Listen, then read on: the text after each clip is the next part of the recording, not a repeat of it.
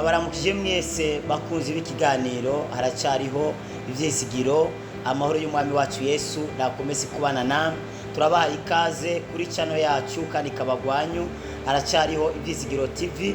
Mwibuke kugira sabone cyangwa subscribe kandi mujye musangiza abandi iyi video y'ubutumwa bwiza kugira ngo nabo babashe gufashwa. Mwarahezegiwe cyane. Tugiye gusangira ijambo ry'Imana dusoma mu gitabo cya mbere cya Samueli ibice byaho ni 17. Turasoma duhere ku murongo waho wa 33 tugeze ku murongo wa 37.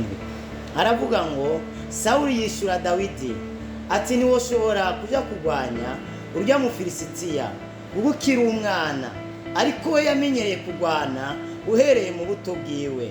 Dawidi yishura Sauli ati jewe umusavyi wawe iyo ndagiye intama za data hakaza intambwe cyangwa idubu kigasahura umwana w'intama mu mukuku, twaca dugerekerana nkagikubita nkakiyaka mu kanwa, cyamvumbukana nkagisumira urusakanwa nkagikubita nkacica. None umusavyi wawe ko namaze kwica intambwe n'idubu, niwe Mufilisitiya w'inakebwa azopfa nka kimwe muri ivyo, kuko yacokoye ingabo z'Imana zima. Dawidi atakora mubwira atakora avuga atoraho yagiye andokora mu nzara z'intambwe no mu zidubu, arandokora no mu maboko y'uwo Mufilisitiya. Nuko Sauli abarira Dawidi ati nuko genda uhoraho abane nawe, izina ry'Imana ihabwe icyubahiro. Ndumva hari undi murongo nakongeraho. Turaye mu gitabo cyo Kuvayo ibice byaho ni 13 dusome umurongo wa 8. Aravuga ngo kandi kuri uwo munsi umuntu wese azabarire umwana wiwe ati bimbikorera kwibuka ivyo uhoraho yadukoreye igihe twava muri Egiputa, izina ry'Imana ihabwe icyubahiro. Turafise teme cyanye ijambo ry'umutwe y'icigwa cyacu iravuga ngo kwibuka iyo wavuye. Kwibuka iyo wavuye. Abantu benshi iyo bamaze guhezagirwa, abantu benshi iyo bamaze kuroranirwa, abantu benshi iyo bamaze kurya bagahaga, bakaronka amamodoka, bakaronka amazu, bakagira hitsi, bakamenyekana, bahita bibagirwa iyo bapfuye, bakibagirwa Imana yabavanyeyo, bakibagirwa n'inshuti basizeyo. Kandi ikintu nabonye mu buzima, iyo utibuka iyo wapfuye ntumenya niyo uri kuraja. Iyo utibuka iyo wavuye ntushobora kurinda ivyo umaze kugeraho, cyangwa ntushobora kurinda aho umaze kugera. Kubera iyo wapfuye agufasha kumenya iyo uri kuraja.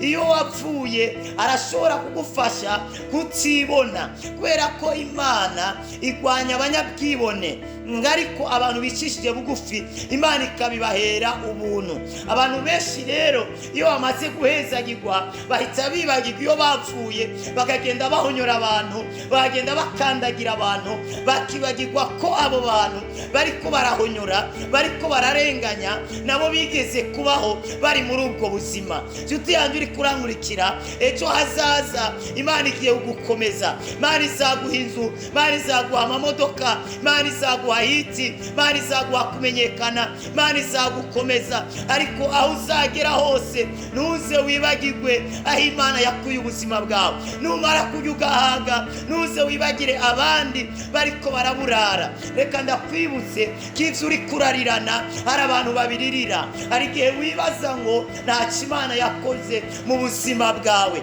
yamara ivyo ufise hari abantu babikeneye, hari n'abantu bariko babisengera. Ushobora kurirana umugabo hari umuntu ariko aramusengera, ushobora kurirana fiance hari umuntu ariko aramusengera, ushobora kurirana ibishimbo ndetse n'ibijumbu hari umuntu amaze igihe ararizara n'ivyo bishimbo n'ibijumbu atariko arabibona. Ivyo urirana hari abantu babiririra. Ushobora kurirana inzu ubayemwo marango nisakaye neza, marango nta makaro na parafo, ariko hariho uyundi nawe ariko araririra iyibatsi rimwe, ariko araririra n'iyivyatsi ariko atariko arayibona. Nshuti yanjye uri kuranyumva, numara kugera mu masezerano mu vy'Imana yavuze ntuze wibagirwe iyo wapfuye.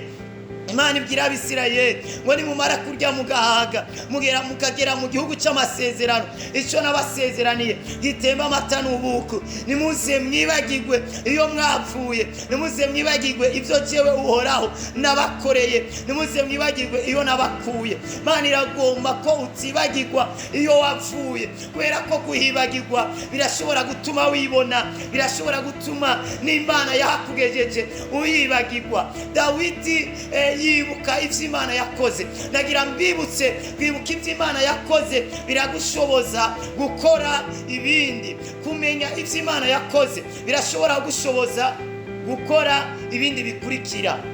Ndasubiyemo, kumenya ivyo Imana yakoze, kwibuka ivyo Imana yakoze birashobora gutera intege zo gukomeza ukora n'ibindi bikomeye. Ati gute? Gati yanshikanye hano nizera kizangeza n'ahandi, yanyambitse kandi nagendaga gusa nizera ko n'ibindi yabikora. Yamaye uruvyaro rwa mbere nizera ko yamana urwa kabiri, yamaye akazi ka mbere nizera ko yamana kandi, yamaye ikintu ca mbere nizera ko yamana ikindi, yashoboye kumuza n'uyu muntu nizera ko na mariage yayinkorera. Rero Imana yubakira ku ntahe. Ivyo Imana yakoze ntubyibagirwe, ahubwo bigutera intege zo kumva ko Imana izakora n'ibikurikira. Dawidi bagira bamusuzugure avuze ko agiye kwica Goliyati, yabwiye Sawuli ati tekana tuzi umanzi unyumvirize, ivyo niko nakora, ivyo ngiye gukora njyewe ndabizi, ndazi Imana turi kumwe, ndazi ivyo Imana yakoze, ndazi ivyo Imana yandokoyemo, njyewe narishe idubu, njyewe nica n'intare.